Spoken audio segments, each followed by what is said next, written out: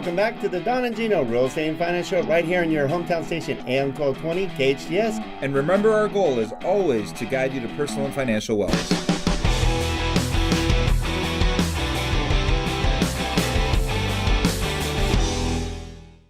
Well, welcome back to the Don and Gino Real Estate and Finance Show, where today I'm joined by my good friend Steve Korn, owner of Newhall Escrow. Thank you. And if you don't know Newhall Escrow has been around for what, 52 years 55 now? years. 55 well, actually, years. It's 54 years and like 8 months. Wow. So we'll be 55 years in 2018. Unbelievable. Well, I guess I'm aging and not knowing it because it's slipping away from me. It feels like we just celebrated 50. I know, it really does. You know, it's interesting. I look at some numbers.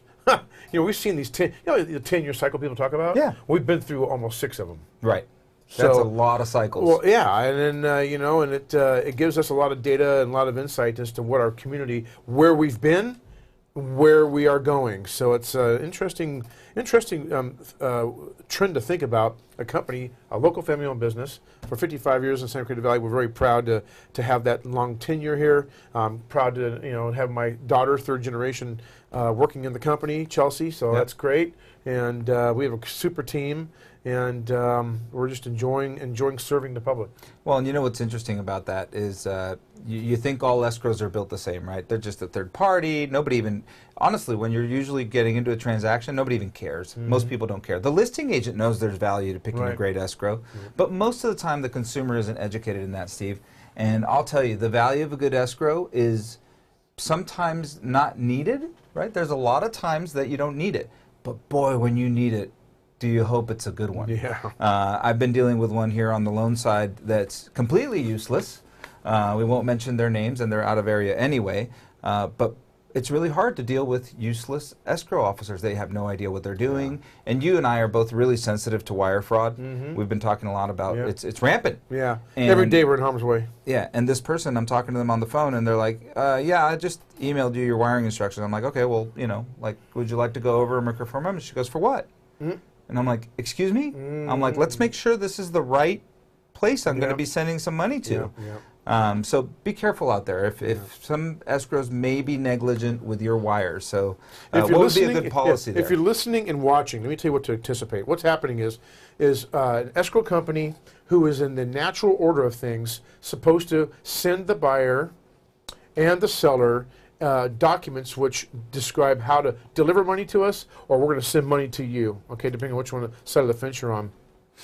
We are experiencing a phenomenon where people are hacking emails, right? And they are taking the email halfway between its sending point and its ending point, and they're changing the data, and then they send the email on its way, and the recipient doesn't realize it's been intercepted and changed. So in order to facilitate a higher degree of protection, we are causing sellers to call us, or we call them actually, and we validate their identity, and then we make them repeat to us all the bank information they gave us if we didn't see them in person. If it's a buyer and we're talking about an earnest money deposit or final funds to close escrow, we only give them half the information. They have to call us to physically get the rest of it and identify themselves. Seems the only way we can do this is to eliminate this fraud element is to go to those measures. And some people don't understand why we're doing this, but it's for their own good, and we have been fortunate so far to stop at least 2 or 3 occasions where we almost got burned. Yeah, no, it's super dangerous. So I know we weren't planning to talk about that, Steve, but it's something that we have to talk about, be aware of. Be cautious. If you're buying a home, I can't think of anything worse than if you lose your deposit or your funds to close right now. And we'll guide you. Newhall Escrow Company, we're very diligent in guiding you through the process to make sure that all the I's are dotted and T's are crossed. So, again, 55 years in the business. We're very proud to serve our community, and we're very active in our communities, particularly the college. I know you wanted to have me spend some time on that. Just a little bit, because it's something I'm excited about. I know that a lot of our Santa Clarita kids don't have a direction when they're ready to leave. And I remember, the community college system in Pierce and Valley College in the San Fernando Valley was, the whole idea there was 2 years and get out, 2 years and jump. They had the TAP program at the time, which was actually pretty good, and they were able to feed UC schools a certain number of students. Well, here that's not becoming quite as necessary. I mean, we've got a whole A to Z system now where you can graduate with a great degree. So, I'm coming to you from the position of my post at the college as the foundation president. of the College of the Canyons. And two things I can tell you right now is when I travel nationally for various purposes, and people read my bio and my involvement with the college, they're they're educational minded. They're asking questions because COC, okay, is looked at in the education industry, particularly community colleges, as the standard by which everybody's trying to change their programs to be like. We are very successful here, meaning that we have changed our community college campus to feel like a university. Our instructors and our professors teach like they're at a university. And when you walk around the campus, you feel like you're in a university. Our transfer rates are extremely high percentage. One of the things I'm most proud of is our current program called the First Year Promise. And First Year Promise is basically designed to give any Santa Cruz Valley high school graduate the opportunity to go to community college at no charge for their first year. Wow. Okay, it's in place. We've got a 4-year program working. We're in the first semester of the first year. We got a grant of $750,000 from the State of California Chancellor's Office. We are raising another $500,000 to fund years 3 and 4. By the end of the program, we're hoping that the state will see the success of this program and not only fund it statewide, but also fund both years. Wow. AB 19 was signed into law by Governor Brown last week. There's no money behind it because that money part will come in next year in the fall.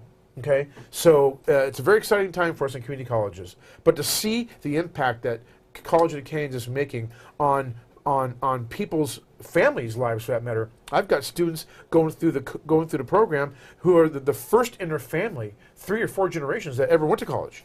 You know what I mean? And so we're getting the word out to the students at a young age. We want them to know that despite what they've been told or how they think, college is a reality in their future. They can do it. It is accessible, and it's there for the taking. There's no income requirements. Anybody qualifies. You have to commit to a full load, up to 15 units. You have to be a full-time student, of course. You have to commit to a summer program that gets you oriented and ready for college so that you're prepared to be successful. And during your experience on the campus, we'll have counselors ready to guide you should you be going off the path. So we want you to be successful. And so we're very excited about it. It's a great time to share this because we're in our first semester of it. And it's just the surface of great things happening at College of Canyons. And if you didn't get to catch our show, go back to donandgino.com and look at the show that we did with Rob Schwartz. Just 2 shows ago, I believe we had Rob on. And we talked about entries into the UC system. It's nearly impossible to get into the UC system. I mean, you're talking about 3.8 is not good enough. It's like people getting in, and we were joking around. They're like, oh, average 4.2. I'm like, how do you even get 4.2? When we were kids, 4.0 was the peak. Now you got to take AP classes, sports. So you've got to be a peak student to get in there. 2 more things I want to tell you about. We have the Academy of the Canyons, which is a high school facility located on the College of Canyons campus. We've got students that are getting their AA degrees at the same time or before they're getting their high school diplomas. Now, I'm aware of that program. It's a very select program, right? It's still available. Still available. Yeah, it's still available. Okay. And in case you didn't know it, listeners, we have what we call the University Center on the campus, which means that there are nursing programs, firefighter programs, EMT programs, and we're adding programs every year where you can stay on campus, stay in Santa Cruz Valley, and get your master's, okay, and bachelor's. We have CSUN, Cal State University, Bakersfield. We have Laverne. We have Channel Islands. We have a whole host of universities that are working with us and allowing our residents to stay local and still achieve their educational goals. That's fantastic, Steve. So I know we digressed a little bit, but I think it's super important because if we look at demographics, that's how we digressed, is we were talking about demographics. So if we're talking about how Santa Clarita is going to continue to grow, it's with people that have great careers and great jobs and great minds, and we're building them locally. We're not shipping them off, because one of the problems is when you ship off all your talent, that talent goes somewhere else. We have a great, we have an incredible nursing program, an incredible culinary program, an incredible arts program. Our Performing Arts Center is no joke. We just got certified as a, what's that piano? I'm drawing a blank. I'm sorry, but I'll come to me in a minute. But we were recently certified by a manufacturer of a grand piano and I'm sorry I'm drawing a blank, but it's a very prestigious thing to get, and our performing arts schedule, if you haven't seen it in the mailers that you get at the house, we have some great programming coming up. Dwight Yoakam's coming to town. You know, we have that's great cool. holiday programming is off the charts. You know, Yeah, we've been there a couple of times with the kids. It's just a good thing to do on a weekend. Go there with the kids, watch a show. Very holiday oriented. When you have the holidays, there's probably a good couple of holiday specials. We saw some guys that were on America's Got Talent and things like that. So definitely an active area of our community. So we didn't talk HELOCs, and we don't have any more time to talk HELOCs. So Don and I will have to pick up where we left off as far as HELOCs go. Or check us out at the National Real Estate Cafe. We'll talk a little bit more about HELOCs there. So go to donandgino.com, hit the National Real Estate Cafe, or go to our YouTube channel for over 1,800 videos and years of catalog that we've been doing the show. Steve Korn's been co-host many a time while Don's had to step away or I've had to step away. For sure. Always happy to fill in. All right. And we'll have Don back next week. Thank you for joining us on the Don and Gino Real Estate and Finance Show. Take care.